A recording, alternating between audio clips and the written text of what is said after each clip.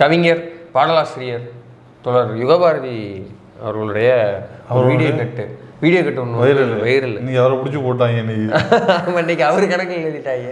அவர் பாட்டுக்கு பேசாம பேசி திரிவாரு, அவரை பிடிச்சி போட்டு குத்துட்டாங்க. வந்து இடையில ரொம்ப நக்கல் பிடிச்ச மனுஷன்.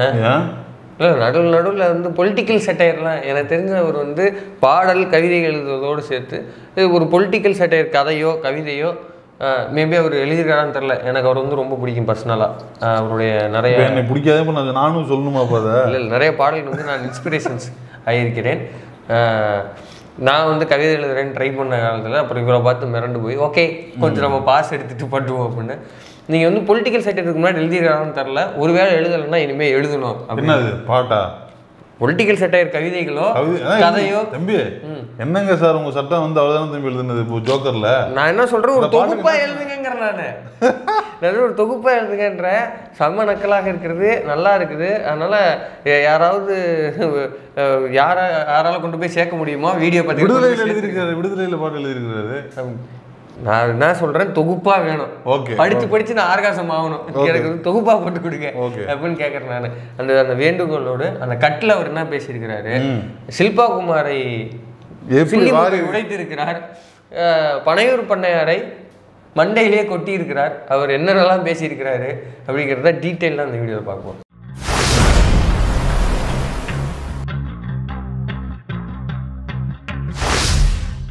அந்த வீடியோவில் வந்து ஒரு தனியாக வேறு சொல்லுவியா? அந்த வீடியோ போட்டு விடியா? அதே போலமா ஒரு 2-3 நாளைக்கு முன்னாடி ஒரு தமிழ்நாட்டின் ஒரு முக்கியமாக பத்திரிகையாக இருந்த ஒரு பத்திரிகை ஒரு கூட்டத்தை நடத்தி மொத்த தமிழ்நாட்டினுடைய மௌனத்தையும் கலைச்சிட்டாங்க. கலைஞனுக்கு அந்த குரல் வளம் இருக்கணும், உடல் பலம் இருக்கணும், எழுத்தாற்றல் இருக்கணும், அரசியல் அறிவு இருக்கணும், தத்துவ பின்புலம் இருக்கணும். இவ்வளவும் தேவைப்படுகிறது.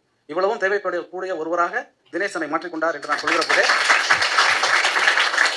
அதனால தொடர்ச்சியாக வந்து அவர் திரைப்படங்களும் எழுதணும்னு நான் கேட்டுக்கிறேன். திரைப்படங்களும் இந்த மாதிரி பட்டா நீங்க எழுதணும், அந்த படம் வேற எழுதக்கூடாது. ஏன்னா டக்குனு விஜய் முகத்தில் அம்பேத்கரை பார்க்குறேன்னு சொல்லி வச்சுங்க, அது மாதிரி காமெடி ஆயிடும். வேணா வச்சு செஞ்சு விட்டாப்ல. Yes of course. அவர் பாட்டுக்கு எவ்வளோ சாப்பிட்டா ஏதோ இப்படிலாம் நடக்கும்னு அவருக்கு தெரியாது, அதை பிடிச்சி வயலடங்கி விட்டாரு. ஐயே நான் ஏற்றுக்கவே மாட்டேன். நான் வந்து அவருடைய ஸ்பீச்சில் ரசிகன் தான், அது இல்லைன்னு சொல்லலப்பா. நான் நேராக அவர் இப்படிலாம் வைரலாக்கி விடுவாங்க. இதுக்கெல்லாம் இப்போ வைரல்னா அது மட்டும் இல்லை, நேராக பண்ணியிருக்கிறேன். நாளைக்கு 2 சேனல்ல ஒரு இன்டர்வியூ கூட்டு வச்சு இன்டர்வியூ எடுப்பாங்க. இந்த மாதிரி நீங்க என்ன நினைக்கிறீங்க, நீங்க ஏன் அப்படி சொன்னீங்க அப்படின்னு இன்டர்வியூ கொடுக்கணும். அவரு எனக்கு தொழில் பாதிக்காது. இல்லை இல்லை, அவர் அதெல்லாம் யோசிக்கிறாரே கிடையாது. எனக்கு நல்லா தெரியும். ஏன்னா நான் அவரோட 2-3 ஈவென்ட் நேர ரிப்போர்ட்லாம் போய் பண்ணியிருக்கிறேன். நான் அவரும் பொலிட்டிசைஸ்டான ஆளு தான், அதெல்லாம் மாற்றது இல்லை. அவருக்கு முன்னாடி நம்ம இவரை பத்தி அம்மையாரை பத்தி பேசின கட்டெல்லாம் பார்த்துருக்கீங்களா இல்லையா? நட்டு வைத்த வேலுக்கு பொட்டு வைத்த அதெல்லாம் அதான் சொல்றாங்க. செம்ம நக்கல் பிடிச்சாலே. எனக்கு தெரிஞ்சு கூப்பிட்டாங்கன்னா அவருக்கு நேரம் இருக்கிற பட்சத்துல கண்டிப்பா ட்ரோல் பண்ணி தான் அனுப்புவாரு. எனக்கு தெரிஞ்சு அப்படி கூப்பிடாம இருக்கிறத தாவேக்காக்கு நல்லதுன்னு நான் நினைக்கிறேன். ஏன்னா சீரியஸா சொல்றேன், அவர் ரொம்ப நக்கல் பிடிச்சவர். தயவு செஞ்சு போவாதீங்க. நான் அவருடைய ஸ்பீச்சுகள் தொடர்ந்து பார்க்குறேங்கிற பட்சத்தில் ஒரு ரசிகர்ன்ற அடிப்படையில் நான் வந்து சொல்கிறேன், தயவு செஞ்சு வேண்டாம், ரிஸ்க் எடுக்காதீங்க. இவ்வளோ நாளாக வந்து எல்லாரையும் வந்து வைரல் பண்ணி விட்ட இந்த ட்விட்டர் கழகம் இன்னைக்கு ஒரு கவிஞரை பிடிச்சி இருக்குது. ஆமாம் ஆமாம் ஆமாம். அதில் ஆக்சுவலாக வந்து என்ன சொல்லியிருக்காருன்னா, ஒரு காலத்துல பிரபலமா இருந்த ஒரு பத்திரிக்கை மௌனத்தை கலைச்சு விட்டுருச்சு. நான் சொல்லல நக்கல் பிடிச்சிருந்தேன் ஒரு காலத்துல. அந்த பத்திரிக்கை இன்னைக்கு அந்த பத்திரிக்கை இன்னைக்கு இல்லைங்கிறாரா? இன்னைக்கு பிரபலமா இருக்கு நீங்க சொல்றீங்களா? சொல்ல சர்க்குலேஷனை பொறுத்துதான் நமக்கு உயிர் இருக்கிறதா செத்துருச்சாங்கிறது பொருள். ஒரு காலத்து பிரபலமா இருந்த ஒரு பத்திரிகை அப்படின்னா என்ன அர்த்தம்? சர்க்குலேஷன் இல்லாம செத்து போகுதுன்னு அர்த்தம், செத்து போயிருச்சுன்னு அர்த்தம். அப்ப இன்னைக்கு பிரபலம் இல்ல, அதான் அவர் சொல்றாரு. அதுதான், அது வந்து ஒரு வேலையை பார்த்து விட்டு போயிருச்சு. வேலையை பார்த்து விட்டு தமிழகத்துல உள்ள மொத்த மௌனத்தையும் கலைச்சி விட்டு போயிருச்சு. ஆமா, எல்லா மௌனத்தையும் கலைச்சிருச்சு. என்ன கலைச்சிருச்சு அப்படின்னா எல்லாரையும் தூக்கி போட்டு மிதிக்க வச்சிருக்கு. அவ்வளவுதான், காரி மூஞ்சில துப்ப விட்டு இருக்குது. இல்ல இந்த பிரபல்யமான பத்திரிகைனால ஒரு காலத்தில் அது என்ன அது என்ன பிரபல்யம்? வேற ஒரு பிரபல்யம் இல்லை. இந்த மாதிரி சாஃப்டான சங்கிய அஜெண்டாக்கள் எழுதுறது தான் பிரபல்யம். அந்த பத்திரிகை இன்ட்ரடியூஸ் பண்ணதெல்லாம் யாரு? இன்னைக்கு வந்து நம்ம வந்து ஆட்டுக்குடி அண்ணாமலை அவங்க தானே இன்ட்ரடியூஸ் பண்ணாங்க. நம்ம வந்து ஆனா அது ஒரு பாரம்பரியம் மிக்க 75 வருஷமா கடந்துருச்சு நினைக்கிறேன். 75 வருஷமா 100 வருஷமா கடந்துருச்சு. என்ன பாரம்பரியம்? இந்த மாதிரி ஆட்களை வந்து இன்ட்ரோடியூஸ் பண்ற பாரம்பரியம் பாத்துக்க வேண்டியதுதான். சங்கிகள் பாரம்பரியம். 75 வருஷம் சர்வே பண்றது பாரம்பரியமா சொல்லுங்க. அதை ஓப்பனா உடச்சு பேசுறீங்க. 75 வருஷம் சர்வே பண்ணிருக்கணும் ஒரு பத்திரிக்கை சாதாரண விஷயம் இல்ல. RSS கூட தான் 100 வருஷத்தை எட்ட போகுது. பெண்ணு சொல்ல வரீங்க அதுக்குன்னு சொல்றேன். 75 வருஷம் எல்லாத்துக்கும் ஒரு பொட்டன்ஷியல் வேணுங்கிறீங்களா? ஒரு இது வேணும் தம்பி, ஒரு இது வேணும். அதான் சொல்லுங்க. தலைவர் திருமா வந்து அந்த நிகழ்ச்சியை வந்து புறக்கணிச்சார். அதான் திரும்பி திரும்பி சொல்றது தான். அவருக்கு பாடம் எடுக்கிறதுக்கு வராங்க பார்த்தீங்களா, இதில் பார்த்தா தான் நமக்கு கொஞ்சம் டென்ஷன். ஆமாம், அவர் வந்து ஒரு தொலைக்காட்சியில் பேசியிருக்காரு ஒரு 10 நிமிஷம் அம்பேத்கரை பற்றி. அந்த வீடியோவை நீங்க யாராவது பார்த்தீங்கன்னா மொத்த பாலிடிக்ஸும் அதுக்குள்ள இருக்குது. இல்ல வாட் இஸ் இந்தியான்னு எல்லோருக்குமான தலைவர் அம்பேத்கர் அப்படிங்கிற புத்தக வெளியீட்டு விழாக்கு வந்துதான் அவர் சிறந்த அம்பேத்கரியவாதி, அவர் கொள்கைவாதின்னு நிரூபிக்கணுங்கிற அவசியம் தலைவருக்கு கிடையாது இல்லையா? அவருக்கு அரசியலையோ அம்பேத்கரியத்தையோ சொல்லி கொடுக்குற தகுதியும் இல்ல. நான் என்ன கேக்குறேன், இந்த அணில் குஞ்சுகளுக்கோ யாருக்கும் கிடையாது. திரும்ப அந்த விஷயம் இருக்குல்ல, அது சரியான பாயிண்ட். கையை கொடுக்குது. அந்த ஒரு தனியார் தொலைக்காட்சிக்கு அம்பேத்கரிய பத்தி ஒரு நிகழ்ச்சி 10 நிமிஷம் இருக்கு.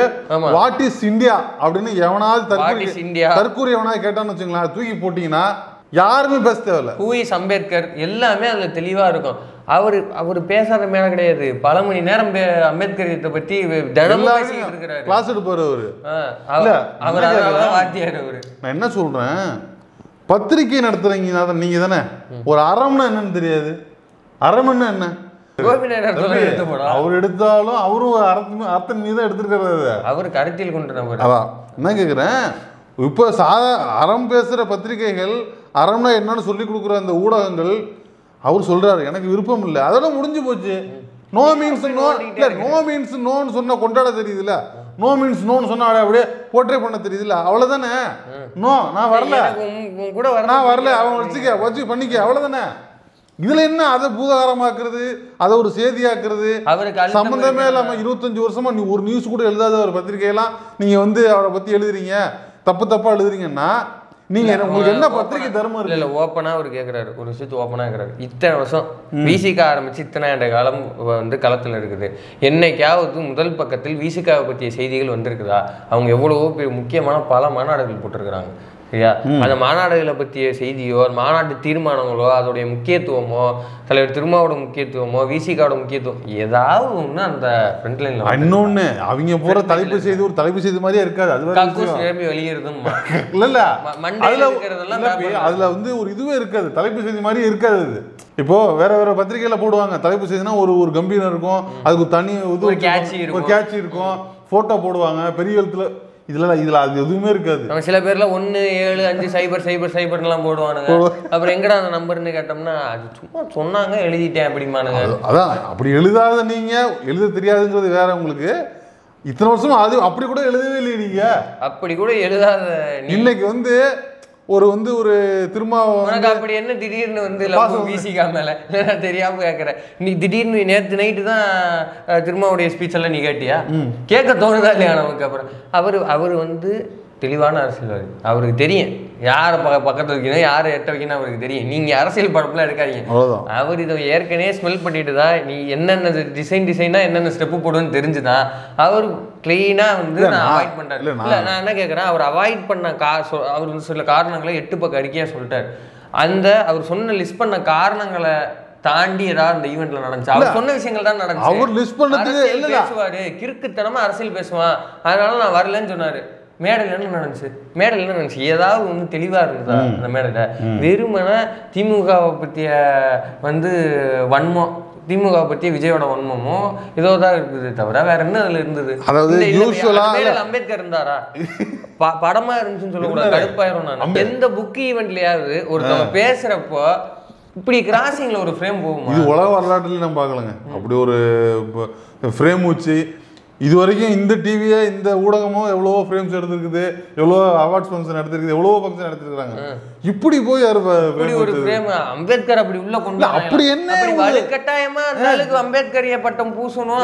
என்ன அஜெண்டா எதுக்கு என்ன அப்படி என்ன திணிக்கணும் உங்களுக்கு? சரி அப்படி ஒன்றும் இல்லை. நம்ம மாநாட்டில் ஆத்தாத்து நாத்துனார்ல பனையூர் பண்ணையாரோடைய ஆமா பனையூர் பண்ணையாரோட ஸ்பீச்சில் அம்பேத்கர் இருந்தாராம் போல இல்லையா?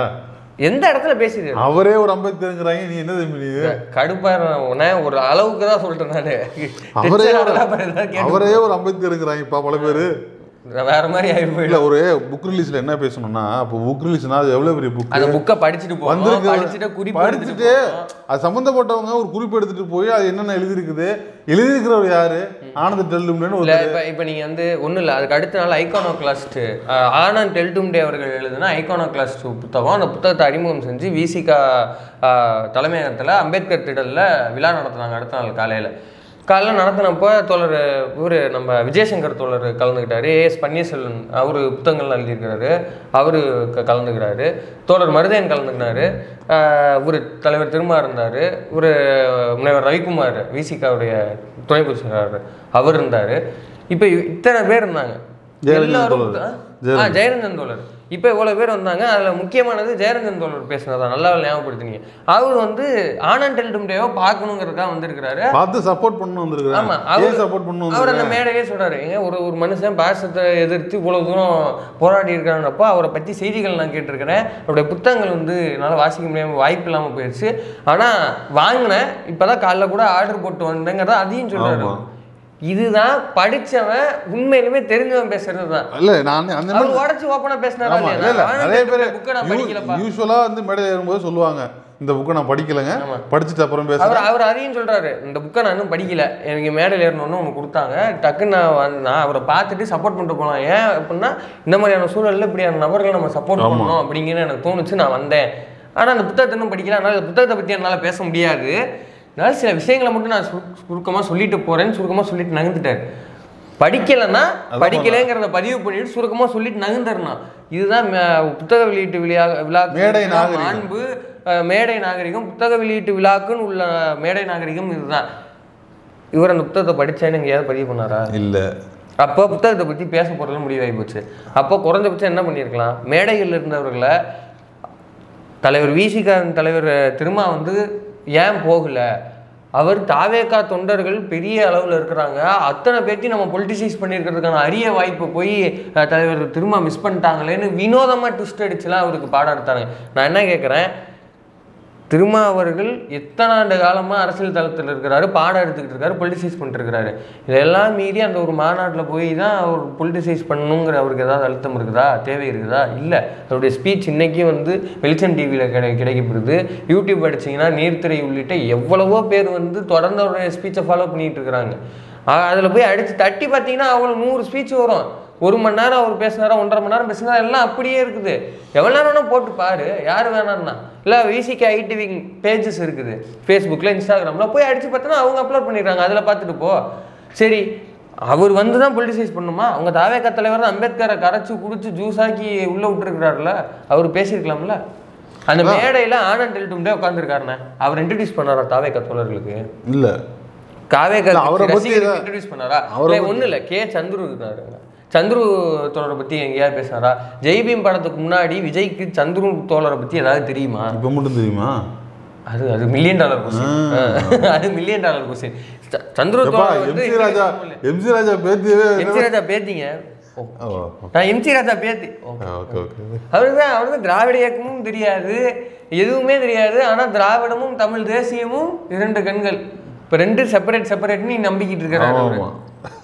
அந்த லட்சணத்தில் தான் இருக்குது அவருடைய அரசியல். இது எம்சி ராஜாவை தெரிலங்கிறதெல்லாம் வேற. ஜி செல்வா தோழரையே அவனுக்கு தெரில. அப்படியா? ஆமாம், ஜி செல்வா தோழரே சில்பா குமார் இன்ட்ரடியூஸ் பண்ணுற சூழ்நிலை தான் இந்த மேடையில் அரங்கேறி இருக்குது. இந்த லட்சணத்தில் இருந்துக்கிட்டு இவர் யாரை தெரியுது இவருக்கு? கருத்தில் பேச யாராவது தெரியுமா? புஷி ஆனந்த் தெரியுமே. புஷி ஆனந்த் வந்து தளபதியின் பெயரை கொண்ட அந்த இயக்கத்தில், தளபதியின் பெயரை கொண்ட அந்த நற்பணி இயக்கத்தில் புஷி ஆனந்த் தெரியும் போது என்ன நீ சாதாரண விஷயமா? புஷி ஆனந்த் இருக்கிறாரு, பனையூர் பங்களா தான், ஒன்றும் பண்ண முடியாது. அவரே தெரியுது, அவரை விட யாருக்கு தெரியணும்? சாதாரண விஷயமா? எவ்வளோ பெரிய அரசியல்வாதி அவரு. ஐயோ இல்லை, அடுத்தது இன்னொரு விஷயம் சொல்லி இல்லை. அதான் இப்போ ஆனந்த் டெல்டும்டேவும் நீ அங்கே இன்ட்ரடியூஸ் பண்ணல. குறைந்தபட்சம் சொல்லியிருக்கலாம், இவர் வந்து உனக்கு இது என்னன்னு தெரியும், அம்பேத்கரின் பேரனா தான் அவரை தெரியும். இவர் தான்ப்பா அம்பேத்கருடைய பேரன், எல்லாம் பார்த்துங்க உனக்கு வச்சுங்க. ஆனந்த் டெல்டும்டே அவர்கள் பேசும்போதும் தோழர் சந்துரு பேசும்போதும் லைவ்ல பிசிக்ஸ் டீச்சர்னு கலாய்ச்சிருக்கிறாங்க. இப்போ நான் ஒன்று கேட்குறேன், ஆனந்த் டெல்டும்டே பற்றி இந்த பத்திரிகை எவ்வளோ எழுதிருக்குது? நீங்க உண்மையிலேயே நீங்க சரியான ஆளா இருந்தா அம்பேத்கரை பத்தி நீங்க எவ்வளவு நாள்ல நீங்க எவ்வளவு எழுதிருக்கிறீங்க, அவரு கருத்துக்களை நீங்க எவ்வளவு கொண்டு போய் சேர்த்திருக்கிறீங்க, இல்ல வந்திருக்கிற அந்த யாரு ஆனந்த் டெல்டும்டே அவரை நீங்க எவ்வளவு எழுதிருக்கிறீங்க, பிரபலப்படுத்திருக்கீங்க. அவர் இத்தனை வருஷமா அவர் ஜெயிலில் அடைக்கப்பட்டு ஒடுக்கப்பட்டார்ல, அப்ப என்ன எழுதினீங்க? அப்ப கொண்டு போய் சேர்த்தீங்களா? சரியான பாயிண்ட். ஜெயிலில் அடைக்கப்பட்டார், சரியான பாயிண்ட். நான் என்ன சொல்றேன், அந்த விழாக்கே அவர் பெயில்ல தான் வந்தாரு. ஆமா, அதாவது தெரியுமா, அது அந்த பத்திரிகைக்கு தெரியுமா, அந்த பத்திரிகை நிறுவனர் பேசினார்ல, அதை மென்ஷன் பண்ணி பேசணும்ல. விஜய்க்கு தெரியாது, விஜய்க்கு யாருன்னே தெரியாது, எதுவுமே தெரியாது. அந்த நிறுவனர் அவர் யாரு, எங்க இருந்து வந்திருக்கிறாரு, எவ்வளவு நெருக்கடியில் இருக்கிறாரு, அவர் நெருக்கடியில் எவ்வளவு, இந்த புக்கையே அவர் எங்க எழுதினாரு, ஜமீன் இங்க எங்க இருந்து எங்க இருந்து அவர் வந்திருக்காரு இப்படிங்கிற விஷயத்தை யாருமே சொல்லலையே. ஆனந்த் யாருமே சொல்லலையே. அம்பேத்கரின் பேர் என்ன முடிஞ்சு போச்சு? பனையூர் பண்ணையார் பேசினாரா? பனையூர் பண்ணையார் தோழர்கள்ட்ட சொல்லுமா இல்லையா? எப்பா இங்க பாரு, மூத்த பத்திரிகையாளர் ஓனருக்கே தரலங்கிறான். ஆனந்த் டெல்டும்டே எப்பேற்பட்ட ஆள் தெரியுமா? அவர் இப்ப பெயில்ல தான் நம்ம ஈவெண்ட்டுக்கு வந்திருக்காரு. அப்படியான ஒரு ஒடுக்குமுறை இந்த பாயாசம் மாஸ்டருக்கு அதெல்லாம் தெரியாது. ஐயா பாயாசம் பாசிசம் நீங்கல்ல, பாயாசம்னா என்னன்னு ஆனந்த் கேட்டிருந்தீங்கன்னா அவர் சொல்லியிருப்பாரு. அதாவது இப்ப நம்ம யுகபாரதி சொல்ற மாதிரி இவ்வளவு நாள் பிரபல்யமா இருந்தது அப்படின்னா ஒரு காலத்துல இருந்து இப்ப இல்ல, திரும்ப ரீஷூட் பண்றதுக்கு உங்களை பிரபலப்படுத்திக்கிறதுக்கு அம்பேத்கரை பயன்படுத்தி கொள்கிறீர்கள். அப்படிதான் அம்பேத்கரை பயன்படுத்தி, அதுக்கு விஜயை பயன்படுத்தி, அதுக்கு திருமாவளவனை பயன்படுத்தி நீங்க ஒரு பூஸ்ட் ஏத்திக்கிறீங்க. அவ்வளவுதான். அதான் யுகபாரதி தோழர் அப்ப இவ்வளவு நாள் நீங்க என்ன பண்ணிட்டு இருந்தீங்க? அம்பேத்கர் கொள்கையா கொண்டு போய் சேர்க்கல, முதலாளித்துவ கட்டமைப்புன்னு அதான் அவர் சொல்றாரு. இவனுக்கு அந்த புக்கை எப்படி விற்க முடியும்? இல்ல அதையும் பாரு, தெளிவா நீ அம்பேத்கரை தூக்குற. ஏன் பெரியாரை பத்தி எழுத வேண்டியதுன்னா அம்பேத்கர் எழுத கூடாதுன்னு சொல்ல, ஏன் பெரியாரை சேர்த்து கொடு, பெரியாரை 10 கொட்டுற, அம்பேத்கர் 10 கொட்டுற, சேர்த்து எழுத விடு. ஒன்னும் பிரச்சனை இல்லை. நீ தொடமாட்ட, நீ தொடமாட்ட. இவன் தொட்டு எழுது, ஆனா எப்படி எழுதுவாங்கிறது தெரியாதா? இந்த குரூப் பூரா பெரியாரை பத்தி கட்டுரை எழுதினாலோ அவங்களுக்கு உனக்கு சேஃபா சமூக நீதி பேசிக்கிட்டு ஒரு ஆளு உனக்கு ஒரு கமர்ஷியலான ஆளு உள்ள வரணும், அவங்க அம்பேத்கர் இன்ட்ரோடியூஸ் பண்ணணும், உனக்கு சேல் ஆகணும். இதான் யுகபாரதி தோழர் பிசினஸா பண்றாங்க அப்படின்ட்டு. ரெண்டாவது அந்த பத்திரிகை அடிச்சது இருக்குல்ல, அவரு ஒரு காலத்துல ப்ராப்ளமா இருந்த பத்திரிகை இந்த வேலை அது இன்னொரு டைப்லயே அந்த பத்திரிகையை மட்டும் எடுத்து பார்ப்போமே. முன்னாடி நீங்க சொன்ன மாதிரி அவன் இன்ட்ரோடியூஸ் பண்ண ஆள்லாம் பாருங்க, லண்டன் ஆட்டுக்குட்டின்னு பேர் வர்றதுக்கு காரணமே வந்தான். இவன் தான் முதல்ல ஒரு பத்திரிகையில ஆமா தம்பி அவரை கவர் போட்டோவோட சிம்பிள் நாணயத்தை பத்தி பேசுவாங்க, பக்தியை பத்தி பேசுவாங்க, எதுவுமே தொழிலை பத்தி பேசுவாங்க, அப்புறம் நீ சொன்ன மோட்டரை பத்தி பேசுவாங்க, பசுமையை பத்தி பேசுவாங்க, எல்லாம் பேசுவாங்க. ஆனா எதுவுமே உருப்படியா பேச மாட்டாங்க. அது ஒண்ணு எதுவுமே அதேதான் எல்லாத்தையும் இருக்கிற நம்ம இவன் ஒரு அமெரிக்க தொழிலதிபர் ஒருத்தர் இருந்தாப்லையா, நான் 3000 கோடி சம்பாதிக்கிறேன், ஆனா நான் இங்க வேட்டி தான் கட்டுறேன், நான் மன்சூர் தான் திங்கிறேன், நான் இங்கதான் இருப்பேன் அப்படின்னு எவன்லாம் ஐடில கோடி கணக்கில் சம்பாதிக்கிறானோ அவனையெல்லாம் தெருவில் எடுத்து விட்டு இயற்கை விவசாயங்களை அழிச்சு விட்டு. அதான் நம்ம ஜெயரஞ்சன் தோழர் சொன்னாரு ஒரு மேடம் நம்பாதீங்க, ஏன்னா ஒன்றும் இல்லை நான் ஒரு கட்டுரை போடுறேன் அதை விட பப்ளிஷ் பண்ணுவேன். அவர் எத்தனை நாள் கேட்டிருக்கிறாரு. அவரு அதுக்கு முன்னாடியாவது நீங்க கேட்கல, அவரு சேலஞ்ச் பண்ணி பெட்டு கட்டி சொல்றாரு, நான் போடுற ஒரு கட்டுரை உன்னால போட முடியுமா, நீ உண்மையிலே சரியான மக்கள் மேல நம்பிக்கை இருந்த ஆளா இருந்தா நீ வாங்கி போட்டுருக்கணும். நம்பிக்கை அவர் கேட்ட தர மாட்டேன். இல்ல இவங்க இந்த இயற்கை விவசாயங்கிற பொருள் எத்தனை பேர் நடுத்தரவில் எழுத்துட்டாங்க தெரியுமா? விஜய் டிவில பேசுன ஒரு ஆளு அன்னைக்கு சொல்றான், மன்னிச்சிருங்க நான் தப்பா தான் பேசிட்டேன் அன்னைக்கு, தப்பா. அவனை நம்பி எவ்வளவு பேர் வெளில வந்தாங்க. நான் கேக்குறேன், அது ஒரு பணக்காரன் நல்லா பணம் படைச்சதுக்கு அப்புறம் போதும் ரிட்டையர்ட் ஆனதுக்கு அப்புறம் அவன் ஒரு பார்ட் டைமா பண்ணக்கூடிய பொழுதுபோக்கு பண்றான். அப்ப ஒரு சேட்டலைட் சேனல் ஒரு பொழுதுபோக்கு சேனல் பண்ற வேலைய ஒரு பொழுதுபோக்கு சேனல் இழுத்து விடுற விஷயத்த ஒரு பத்திரிகைன்னு சொல்லி நடத்திட்டு பேசலாமா? சரி, இப்ப இதெல்லாம் கூட பிரச்சனை கிடையாது. பிரச்சனை தம்பி இல்ல நான் சொல்ல போற விஷயத்தை கம்பேர் பண்ணி இதெல்லாம் பிரச்சனை இல்லைங்கிற நான் சொல்றேன். இவன் இன்ட்ரோடியூஸ் பண்றாலாம் பாருங்க, இவன் ஆட்டுக்குட்டி இன்ட்ரோடியூஸ் பண்ணான். ஆட்டுக்குட்டி கடைசியில் என்ன எங்க போய் நின்றுச்சுன்னா பாஜக போய் நின்றுச்சு. இன்னைக்கு எவ்வளவு பொய்களை அவதூறுகளை ஒரு கலவரத்தை நடத்திட முடியாதான்னு எவ்வளவு குறியா தெரிஞ்சுக்கிட்டு இருக்காங்க. அடுத்து பனையூர் பண்ணையார் ஒண்ணு இல்ல, நம்ம தோழர் விஜய் சங்கர் தான் இன்னைக்கு Facebookல ஒரு போஸ்ட் போட்டிருந்தார், நீங்க தான் அனுப்பிச்சு விட்டுருந்தீங்க. இது என்னது சீனியர் 8 அடி பாஞ்சா ஜூனியர் 16 அடி பாயறாப்ல, இதுதான் தர்மமான்னு கேக்குறாரு. மென்ஷன் பண்ணி இது ஒரு மேட்ரு, அரசியல் முதிர்ச்சி இல்லாத ஒரு சினிமா டயலாக். அந்த டயலாக் எடுத்துட்டு நீ கவர் ஸ்டோரியா போடுறனா என்னடா இதெல்லாம்? அந்த அளவுக்கு காஞ்சி போயிருக்கீங்களா? இத்தனைக்கும் சொல்ற நபர் யாருன்னா உண்மையிலுமே மூத்த ஊடகவியலாளர் அவரு இல்லையா? அவர் சொல்றாரு, என்னடா கவர் ஸ்டோரியா எடுத்துட்டு போ அப்படிங்கிறாரு. அது என்னடா கவர் ஸ்டோரின்னு போய் பார்த்தா உங்கள் கூட்டணி கணக்குகள் மைனஸ் ஆகும் வெர்சஸ் வந்து துணை முதல்வரை போட்டு அவர் சொன்னா நான் சினிமா செய்தி பார்த்து. இதுதான் வேலைங்கிறது, இதுதான் வேலை. அதாவது மக்கள் மூலமா தேர்ந்தெடுக்கப்பட்டு இன்னைக்கு வேலை பார்த்துட்டு இருக்கிற உதயநிதி எங்க, 1-0 இருக்கிற விஜய் எங்க, ரெண்டு பேரும் எப்படி கம்பேர் பண்றீங்க? இதுதான் அஜெண்டா, இதுதான் அஜெண்டா. இப்போ ரெண்டு பேரும் எப்படி சமமாவாங்க? ஒரு வேலையுமே பார்க்காத விஜய், களத்துக்கே வராத, என்ன பர்சன்டேஜ்னு தெரியாத, எப்படி வந்து அவரு உதயோட எப்படி கம்பேர் பண்ண? இல்ல இப்ப வாய்ஸ் ஆஃப் காமன் இது வந்து பொது புத்தில ஏத்தி விடுறது விஜய் உதயம் ஒண்ணுன்னு. விஜய் வெர்சஸ் உதய் தான் இந்த போட்டி வந்து இவங்க ரெண்டு பேரும் நிகழ்துங்கிறத கட்டமைக்கிறாங்க. இப்ப நான் என்ன கேக்குறேன்னா, voice of common Shilpa Kumar வந்து ஓப்பனா ஒத்துக்கிட்டாப்ல. வாய்ஸ் ஆஃப் மாமன்ஸ் ஓகே.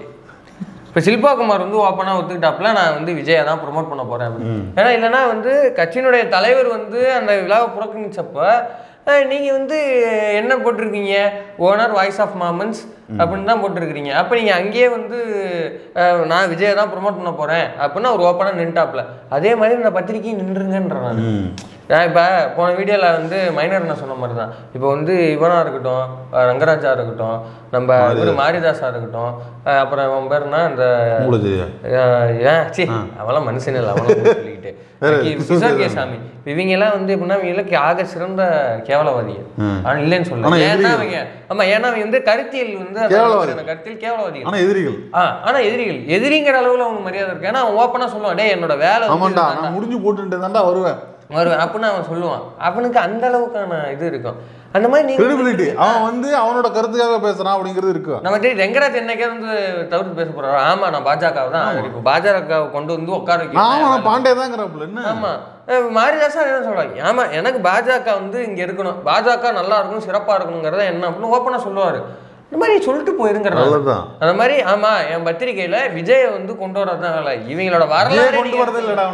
விஜய் மூலியமா என் பத்திரிகை ரேட் ஏத்திக்கணும், அதுதான் மேட்ரு. விஜய்க்கு பிஆர் பண்றதுதான் இப்போதைக்கு என் பத்திரிகை ஒண்ணுதான். இப்போ பத்திரிகையான துக்ளக்கு அந்த துக்ளக்லாம் வந்து ஓப்பனா பிஜேபி வளர்க்கறது தான் அவனோட வேலையா இருக்கும். அவன் ஓப்பனா சொல்லுவான், ஆமா நான் பிஜேபி ஆதரவு தான், எதை பேசினாலும் நான் வந்து வலதுசாரி தான் பேச போறேன் அப்படின்னு. அவனுக்கு ஒரு மதிப்பு இருக்குதுங்கிற நான் ஓப்பனா ஒத்துக்கிறாங்கல்ல. அந்த மாதிரி நீ ஒத்துக்கிட்டு போ. ஆமா நான் வந்து தாவேக்கா ஆதரவு பத்திரிக்கை இல்லை தாவேக்கா வளர்க்கறது தான் என் வேலைன்னு சொல்லிட்டு போ.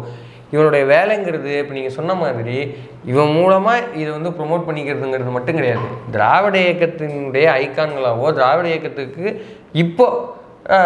இப்போ இருக்கிற காலத்தில் யார் யாரெல்லாம் பேசுகிறாங்களோ அவங்களுக்கு எதிராக செயல்படுறது, அவங்களுக்கு எதிர்த்து யார் வந்தாலும் அவங்க ப்ரொமோட் பண்ணுறதே வேலையை வச்சுருக்கிறான். இதை பலரும் ட்விட்டரில் எடுத்து போட்டுருக்குறாங்க. இதேதான் அவங்க வந்து இல்ல இப்ப காலகாலமா 75 வருஷமா இதையும் ஒரு வேலையாவே பார்த்துக்கிட்டு வரீங்க. இல்ல இப்போ திருமாவை துணை முதல்வர் ஆக்குறது உங்க வேலையா? ஏன் அவர் முதல்வர் ஆக்குறது? நீங்க அதை சொல்லுங்களேன். இதை சொல்ற பத்திரிக்கை அதை சொன்னா நான் சப்போர்ட் பண்ணுவேன்ல, எல்லாரும் சப்போர்ட் பண்ணுவாங்கல்ல. யாரு இப்போ அவ்வளவுதான். துணை முதல்வர் ஆக்குறதுக்கு நீங்க அவ்வளவு கஷ்டப்படுறீங்களா? அதான் அவரே கேட்டாரு, ஏன்னா துணை முதல்வர் ஆக்குறதுக்கான கட்சியோட அப்ப எல்லாரும் இப்ப விஜய் சொல்லிட்டோம் நான் வந்து முதல்வர் திருமாவளவன் நான் முதல்வர் சமூக நீதி பேசுறாருல, இவங்களுக்கு வந்து கூட்டணி கணக்குகள் மைனஸ் ஆகும் அப்படி இப்படிங்கிற. கூட்டணி கணக்கு மைனஸ் ஆகுனா ரெண்டே லாஜிக் தான். ஒன்று உன் கூட்டணியிலேருந்து கட்சியை உடச்சி நான் மைனஸ் பண்ணுறேன் பாருங்கிறது, இல்லைனா உன் கூட்டணி கட்சியை விட நான் பர்சன்டேஜாக ஓட்டை அதிகமாக வாங்குறேங்கிறது. ரெண்டு தானே அர்த்தம். ஒன்று தலைவர் திருமா அவர்கள் லெஃப்ட் ஹேண்டில் டீல் பண்ணிருக்கிறாரு கட்சி ஆரம்பிச்சதுலேருந்து. ஏன்னா நீ வந்து ஆரம்பத்தில் என்னன்னு சொல்லி கூப்பிட்ட, நம்ம கூட வரவங்க எல்லாம் நம்ம வந்து பார்த்துக்கணும் செஞ்சுக்கணும், அதனால் வாங்க நான் கொடுக்குறேன் அப்படின்னு. அதை வந்து இப்படிலாம் சொல்கிறது வந்து கூட்டணி கட்சிகளை இலக்காரமாக நினைக்கிறது, இப்படி பேசக்கூடாது இப்படி மண்டையிலே கொட்டி விட்டாரு. அதுக்கப்புறம் இப்போ நீ வந்து என் விழாவுக்கு நீங்கள் வரணும்னு சட்டையை பிடிச்சி இழுத்த, டே போடா அப்படின்னு தள்ளி விட்டாப்புல. இப்போ விசிகாவும் வரல. அடுத்து வந்து நம்ம கம்யூனிஸ்டுகள் 2 கம்யூனிஸ்டுகள் இருக்கிறாங்க. கம்யூனிஸ்டுகளா? கம்யூனிஸ்ட் யாரு? இந்த போராட்டம் அழகா போராட்டம் நடத்துவாங்கல்ல, இது இவங்க தான் சூப்பரா போராட்டம் சூப்பரா போராட்டம் நடத்துவாங்க. கம்யூனிஸ்டுகளுக்கு அடையாளம் வந்து போராட்டம். நாங்க ஏன் இப்படி சொல்றோம்னா அது ஒரு சம்பவம் இருக்குது தோழர் தம்பி, அது தெரிஞ்சவங்களுக்கு தெரியும், விடு தேவையில்லை. கம்யூனிஸ்டுகள்னா போராட்டம் நடத்துறவங்க ஒருத்தர் சொல்லிருக்கலாம், சம்பந்தப்பட்டவங்க பாக்குறவங்களுக்கு தெரியாது. ஆமா, ஒருத்தர் வந்து பனையூர் பண்ணையார்ட்ட இன்ட்ரோடியூஸ் பண்ணிருக்கான். சில்பா குமார் ஒருத்தன் பண்ணிருக்கான். சில்பா குமார் பனையூர் சொல்லக்கூடாது எல்லாத்தையும் சொல்லி வச்சிருக்கிற பண்ணிருக்கிறா. கம்யூனிஸ்ட் சூப்பரா போராட்டம் பண்ணுவாங்க. போராட்டம் பண்ணது உனக்கு சூப்பரா இல்ல அவங்க எவ்வளவு பெரிய தத்துவ பின்புலத்தை கொண்டவங்க, அவங்க எவ்வளவு விஷயங்கள் பேசி நான் அன்னைக்கே கேட்டேன், இவர் கட்சி ஆரம்பிச்சதுக்கே கேட்டேன், மார்க்ஸ் எங்கடா காணும். ஆமா, நீங்க அன்னையில இருந்தே கேட்டீங்க, நாங்க தான் அந்த பாயிண்ட் இருக்கட்டும்னு வச்சிருக்கோம். மார்க்ஸுங்கிறத பத்தி கொஞ்சம் கூட வாய் திறக்க மாட்டேங்கிறீங்க, என்ன அர்த்தம்? கண்டிப்பா பேசணும் அப்படிங்கிற அழுத்தமோ இல்ல பேசணும். இல்ல நான் சொல்றது வந்து நீ பேசலன்னா நீ இல்லங்கிற பாயிண்ட் எல்லாம் ஒரு கம்ப்ளீட்னஸ் கிடைக்காது. நான் என்ன கேக்குறேன், ஏன் பேசலங்கிறது அவ்வளவுதான்.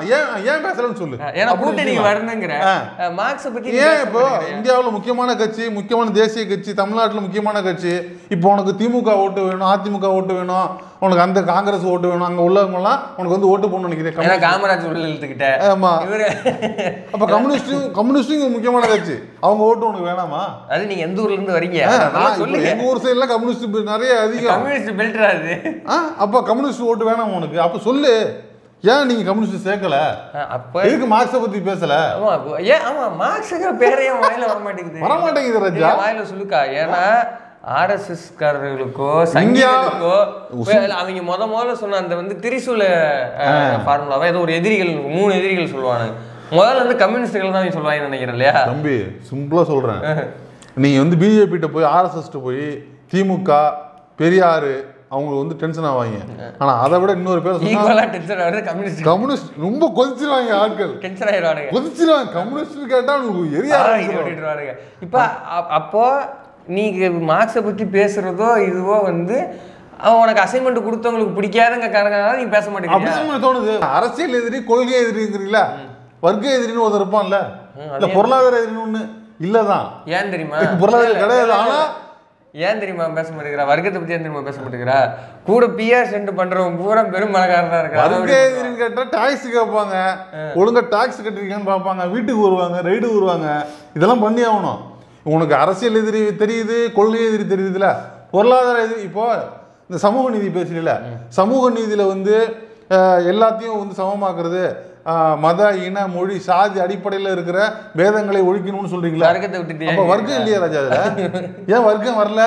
வரைக்கும் நீங்க போயிருக்கா தெரியாது அவனுக்கு. அவர் பண்ணையாருங்க, அவருக்கு எப்படிங்க இல்ல தெரிஞ்சே மார்க்ஸை தொடாம இருக்கிறீங்கன்னா கேட்டு வேண்டியதான். சம்பந்தப்பட்டவர்கள் பார்த்து சம்பந்தப்பட்டவர்கள் போக எழுதி கொடுங்க. எனக்கு தெரிஞ்சு அவங்க இல்ல சம்பந்தப்பட்டவங்களுக்கே தெரியலையா? இல்ல நான் என்ன சொல்றேன், அவங்க கண்டிப்பா போக மாட்டாங்க. நம்ம இவ்வளவு தூரம் பேசுறது நான் கேட்கறது என்னன்னா, உனக்கு கம்யூனிஸ்ட்ல பத்தி புரிதலே இல்லை, அப்படி அவங்களையும் கூப்பிட முடியாது. இப்போ ரொம்ப கஷ்டம் ராஜா, அந்த கூட்டணியில நீ யாரை கூட்டு போற? அப்ப கூட்டணியா அவனால மைனஸ் பண்ண முடியாது. இப்போ ஒட்டுமொத்த கூட்டணியை விட நீ அதிகமா ஓட்டு வாங்கணும் அப்படின்னா இவங்க பேசுற அதே சித்தாந்தத்தை இவங்களை விட ஸ்ட்ராங்கா நீ பேசணும்.